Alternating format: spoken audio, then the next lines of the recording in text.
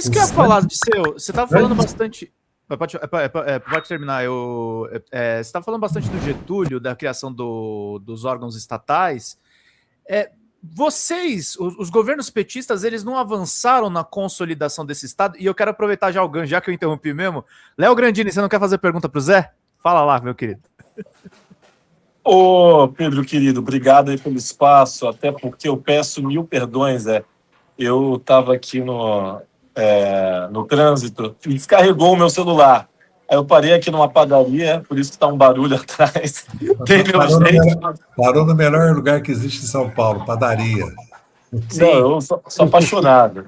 Parei numa padaria aqui, aí tá carregando, enquanto eu falo com vocês, meu celular tá carregando, mas a gente dá um jeito aqui, porque eu falei, não, preciso ao menos aparecer para dar um abraço no Zé, dizer da minha felicidade, antes de tudo, antes da minha pergunta, dizer da minha felicidade de ver o Zé bem, saudável, falando sobre o Brasil, persistindo nesse projeto de país, nesse projeto de governo, né? Nessa candidatura, essa pré-candidatura que é fundamental para a gente discutir o futuro do país. Então, primeiro eu queria demonstrar minha emoção e minha alegria de falar com o Zé pela primeira vez, né Zé? Depois do diagnóstico, nós não falamos, então estou muito feliz.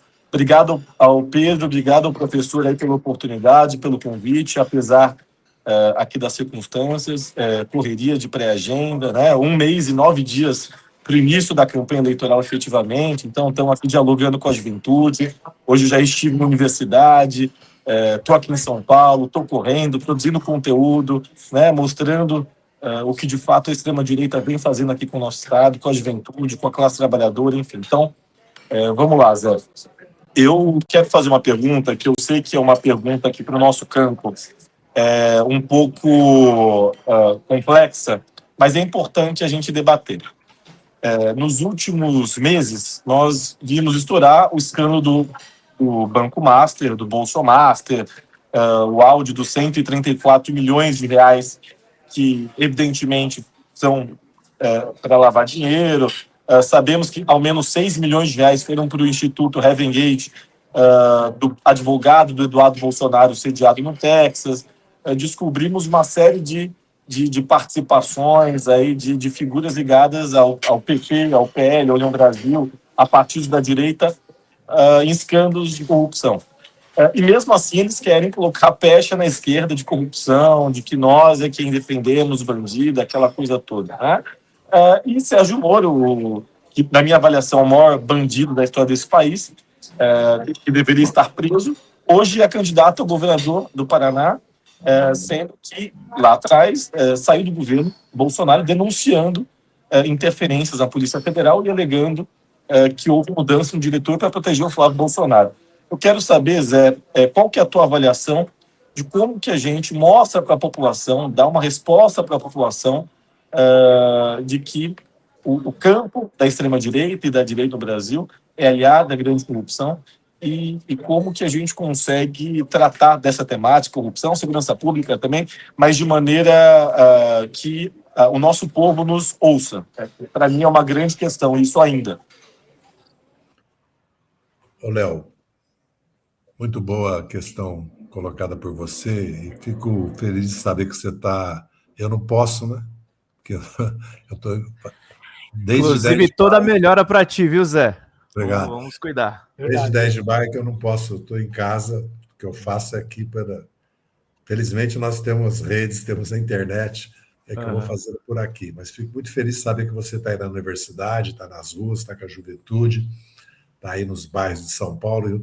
Eu, de setembro a maio, eu fiz uma jornada extraordinária por todo o interior de São Paulo, por dezenas de cidades, e também aqui por toda a grande São Paulo, né? Não só para a região de Guarulhos, Osasco, mas também por a ABCDM, também toda a capital de São Paulo. Pude ver, inclusive, esse desmonte que o Tarcísio Nunes, que a dupla Tarcísio Nunes... Você sabe que o Tarcísio viu nas pesquisas que a maioria dos paulistanos estão contra a privatização da Sabesp e do meio de transporte, né? Da Companhia Paulista de Transporte Metropolitano e do metrô.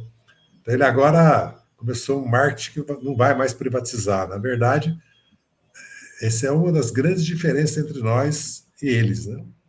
Porque o trabalhador, se ele tem que pagar para entrar um parque, você tem que pagar para ir no posto de saúde, você tem que pagar para comprar remédio, você tem que pagar para ir na escola, seja na fundamental, no ensino médio, ou no ensino técnico profissional, ou na universidade. Se ele tem que pagar sem subsídio para se movimentar dentro de uma cidade como São Paulo, que é um país, né? Tem 23 milhões de habitantes, a grande São Paulo. Significa que o salário dele não vai dar para pagar a luz, água, telefone. Se tem que pagar a água cara como está, a luz cara como está, ainda pagar impostos, como é que ele vai sobreviver? Esse abandono que o Tarcísio fez, além do ataque que ele fez no Instituto de Pesquisa da Universidade, a Fundação Paulo Souza, a Zetec, Fatex, o abandono que ele fez da indústria de São Paulo. Ele nunca falou sobre a indústria de São Paulo.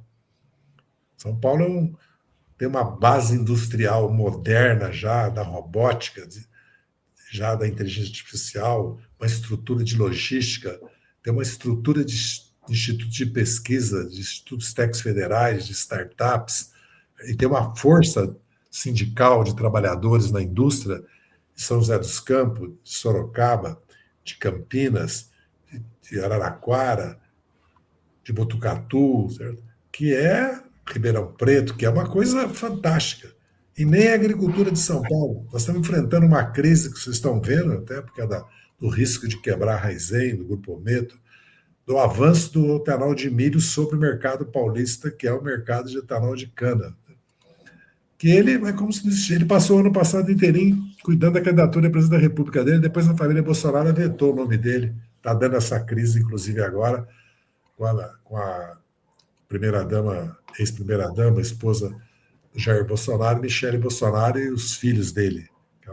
É uma briga de clã familiar. Então, fico feliz de saber que você está nessa luta. Veja bem, essa questão da corrupção,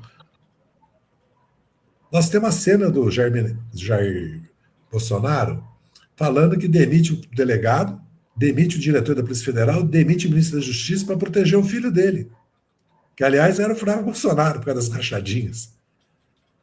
O governo do Lula não só está querendo aprovar a PEC da segurança, para criar o Ministério da Segurança Pública, como propôs a lei antifacções e a lei do perdimento, que a direita bolsonarista sabotou. Sim. Quem denunciou isso foi o Alexandre Vieira, que é um senador do PP de Sergipe. O que ele disse? Passaram a mão na cabeça do colarinho branco, retiraram 30 bilhões de reais da Polícia Federal e enfraqueceram a lei de perdimento. Por que a lei de perdimento é importante? Porque ela é que toma os bens. Esses carros todos, essas joias todas, esses relógios todos, e toma os recursos financeiros do crime organizado. Porque se você desmonta a estrutura financeira que entra, inclusive no mercado financeiro, o contrabando, o tráfico de armas, se você tira o comando disso, atinge como nós estamos atingindo com essas operações, que agora os governos estaduais voltaram a fazer também, iniciaram também, como foi a Operação Carbono. Porque a polícia está muito envolvida com o crime organizado. Aqui em São Paulo, o comandante da PM foi afastado. A cúpula da Secretaria da Segurança e da Polícia Civil está envolvida com o assassinato do delator lá no aeroporto de Guarulhos. Agora, no Rio de Janeiro, nós estamos vendo os políticos do PL, da direita, os aliados do Flávio Bolsonaro, tudo envolvido, ou com as facções criminosas, ou com o desvio de emendas parlamentares, ou de verba de gabinete, ou com o desvio de recursos no governo Cláudio Castro. Todo dia tem operação. Então, o Lula, nosso governo, deu poder para a Polícia Federal, para o COAF, para a Receita Federal, para o Ministério Público, para atuar em conjunto, inclusive com os governos estaduais. Então, nós não estamos fazendo demagogia como o Caiado faz. O Caiado, ele diz que não tem carro blindado em Goiás, porque lá não tem crime, não tem assalto. Só que ele tinha 51 seguranças. Pergunta assim, por que o Caiado tinha 51 seguranças? Que agora a justiça proibiu ele de ter 51 seguranças. Se Goiás é um estado tão seguro, por que o governador tem 51 seguranças? Explica para mim. Ele tinha um secretário envolvido com o PCC, né? Não, tinha um secretário envolvido com o PCC. Marketing político. Marketing político. Como o Tarcísio faz aqui em São Paulo. A realidade de São Paulo é outra. E essas operações de disputar um território com as facções criminosas, assassinar dezenas de supostos ou de criminosos, porque muitos inocentes morrem, certo? Não resolve nada, porque 15 dias depois, um mês depois, estava lá. Nós temos que agora começar a planejar a retomada dos territórios do crime organizado, das facções criminosas.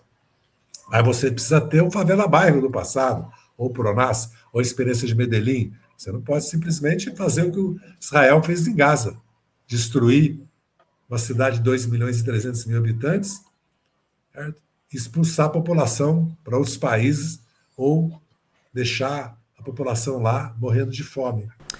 Fala galera da Folha TV, não se esquece de se inscrever aqui no nosso canal para assistir programas como Folha Notícias Manhã, Folha Notícias Noite, o nosso Folha Entrevista e o nosso Barzinho das Meninas. Muitas coisas bacanas a gente acompanha por aqui e a gente precisa muito, muito do apoio de vocês para nosso trabalho jornalístico, investigativo, de curadoria de conteúdo, com vocês ajudando no nosso Pix, folhademocrata@gmail.com, ou mandando superchats, valeu demais, e os recursos financeiros, tornando-se membro do nosso canal, no nosso curso de jornalismo básico, para você ficar muito bem informado a respeito de tudo.